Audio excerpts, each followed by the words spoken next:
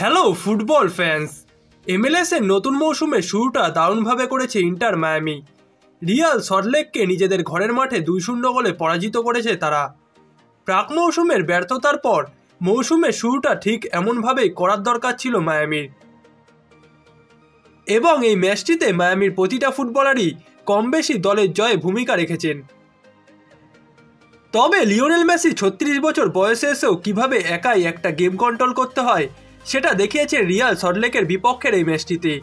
ম্যাচে মেসি যে কী পরিমাণ ইম্প্যাক্ট রেখেছেন সেটা হয়তো আপনারা স্কোরশিট দেখে বুঝতে পারবেন না, তবে ম্যাচটা যারা প্রথম থেকে দেখেছেন তারাই একমাত্র জানবেন ম্যাচটিতে মেসির ভূমিকা। এই বয়সে এসেও তিনি একাধিকবার মাঝমাঠ থেকে প্রতিপক্ষের খেলোয়াড়দের ডিবিল করেছেন, একের পর এক সুযোগ তৈরি করেছেন মায়ামির জন্য। এমনকি নিজেও ম্যাচটিতে বহুবার গোল লাইনের কাছাকাছি গিয়েও গোল পাননি। যদিও ম্যাচে মায়ামির পাওয়া 2টি গোলেই অবদান ছিল মেসির, তবে মায়ামি যদি মেসির তৈরি প্রতিটা আক্রমণের সুযোগটা নিতে পারত তবে ম্যাচের স্কোরশিটটা আরও বড় হতে পারত মায়ামির জন্য। তবে যাই হোক, মৌসুমের শুরুতেই মেসির এই অসাধারণ ফর্ম এবং দলীয় পারফরমেন্সে আসা এই জয়টা মায়ামির আসছে সময় অনেক কাজে লাগবে, কারণ সামনেই মায়ামির জন্য অনেক বড় পরীক্ষা অপেক্ষা করছে। পরবর্তী মাসেই মায়ামি কনকাকাফ চ্যাম্পিয়ন্স লিগের ম্যাচে মাঠে নামতে চলেছে। আগের মৌসুমে লিগ কাপ জয়ের মাধ্যমে মায়ামি এই প্রথম এই প্রতিযোগিতাটিতে খেলার সুযোগ পেয়েছে। মার্চের 8 তারিখ কনকাকাফ চ্যাম্পিয়ন্স লিগের রাউন্ড অফ 16-এর প্রথম ম্যাচে মাঠে নামবে মেসিরা, এবং এই ম্যাচটি হবে মায়ামির জন্য সবথেকে গুরুত্বপূর্ণ ম্যাচ। তবে তার আগে মায়ামি MLS-এ আরও একটি ম্যাচ খেলতে চলেছে।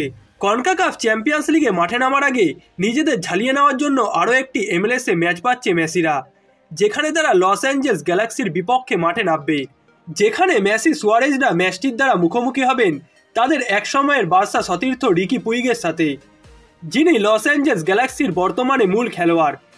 এবং বার্সেলোনা ছাড়ার পর এই প্রথমবার এই তারকারা একসাথে মুখোমুখি হতে চলেছেন। ইন্টার মায়ামি বনাম লস অ্যাঞ্জেলস গ্যালাক্সির মধ্যেকার এই ম্যাচটি অনুষ্ঠিত হবে 26শে ফেব্রুয়ারি। ভারতীয় সময় অনুযায়ী ম্যাচটি 26শে ফেব্রুয়ারি সকাল 7টা থেকে শুরু হবে, যা বাংলাদেশের সময় অনুযায়ী ম্যাচটি 26শে ফেব্রুয়ারি সকাল 7:30 থেকে শুরু হবে।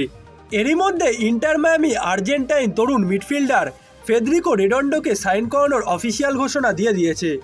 মাত্র 21 বছর বয়সী সেন্ট্রাল এই মিডফিল্ডারকে দলে ফেরাতে প্রায় $8 মিলিয়ন খরচা করতে হয়েছে ইন্টার মায়ামিকে। আর্জেন্টিনার প্রিমিয়ার ডিভিশনের ক্লাব আর্জেন্টিনোস জুনিয়র থেকে এই ডিফেন্সিভ মিডফিল্ডারকে দলে ফেরাচ্ছে ইন্টার মায়ামি, যিনি কিনা আসছে সময়ে মায়ামির ডিফেন্সের দুর্বলতাটা মাঝমাঠ থেকে কিছুটা কমিয়ে আনতে পারেন।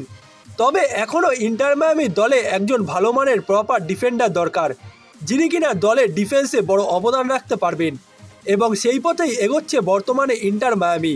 হস্টান ডায়নামোতে খেলা আর্জেন্টাইন ডিফেন্ডার ফ্রাঙ্কো ইসকোবারের দিকেই নজর আছে ইন্টার মায়ামির, এবং তিনিও যদি শেষমেশ ইন্টার মায়ামিতে যোগ দেন তাহলে ইন্টার মায়ামির ডিফেন্সের দুর্বলতাটা আরও কিছুটা কমে আসতে পারে।